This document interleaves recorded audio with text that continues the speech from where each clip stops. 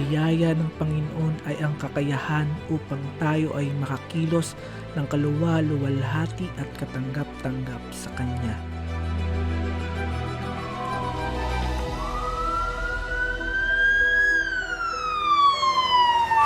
Nako, Nay. Mukhang mataas po yung blood pressure ninyo ah. Ano po mga kinain ninyo ba? Dok, tumikim lang naman po ako ng paksiw na lechon sa aming lowest fellowship kahapon. Gano'n ka naman po karami ang tikim na yan?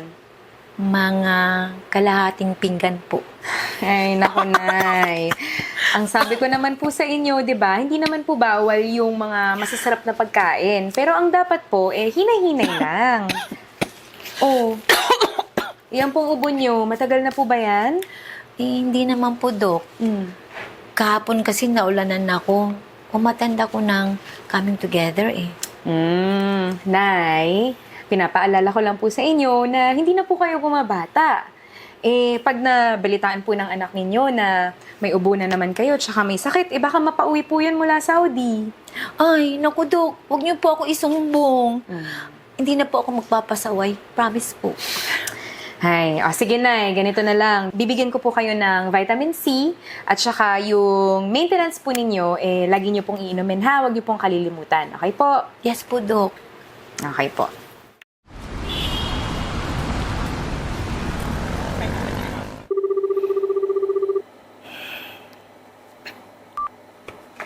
Tulog na yata. Bukas na lang.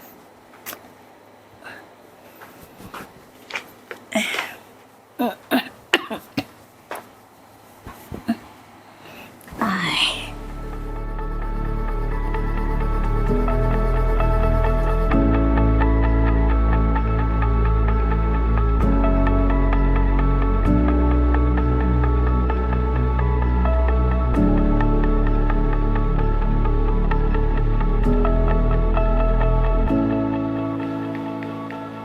Anak, kumusta ka na? Namimiss na kita. Ay, wag.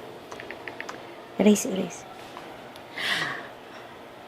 Nak, kumain ka na ba? Wag kang magpapagutom, ha?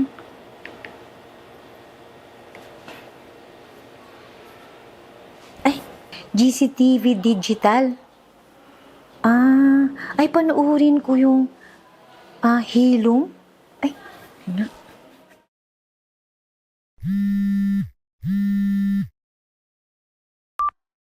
Ma, tumawag po kayo kagabi? Sorry, may tinatapos kasi akong work last night Kita sa nasagot. Okay lang, anak. Oh, kumusta ka dyan? Eto nga, nagbabawas na naman ng staff dito sa office namin. Ganun ba? Sige, anak. Papanalangin ko yan. Huwag kang mag-alala sa akin dito. Ipunin mo muna yung sweldo mo, ha?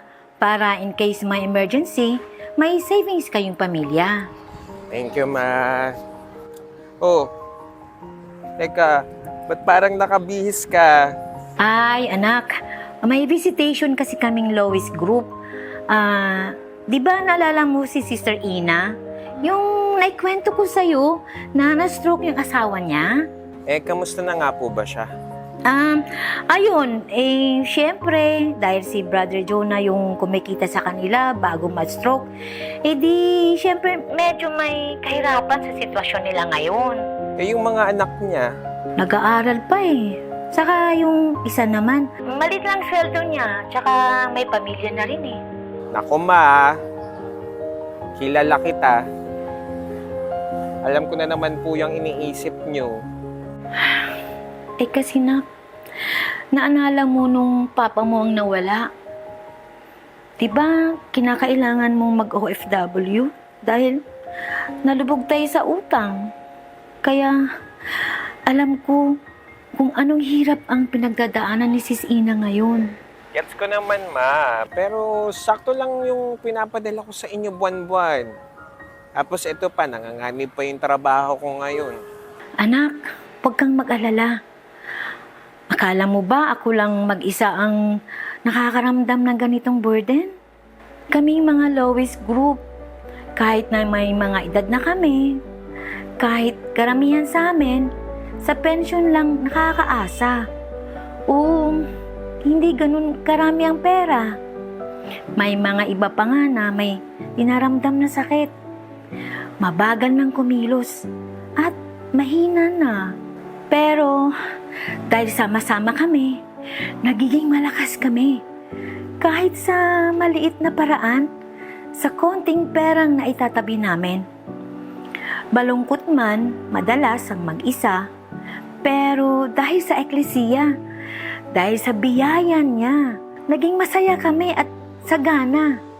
Kaya anak ko, sana maintindihan mo. O sige na ma. Una na po ako sa inyo. Papasok pa po ako ng office. Pero ma, singit ko lang din. Lagi mong tatandaan na proud po ako sa inyo. Sobra! Sige ha, at susunduin pala ako ni Billy. Ingat ka rin dyan ha. Okay po. I miss you, ma. Miss you, anak.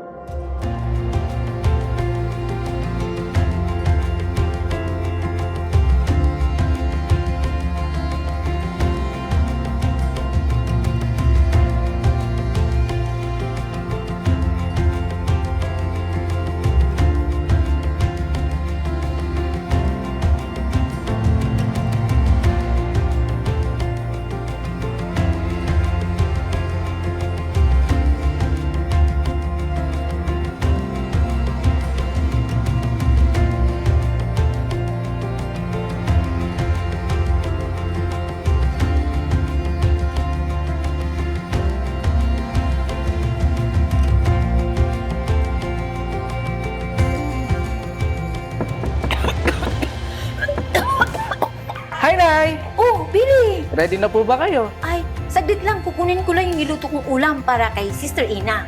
Sige po. Oh! Nay!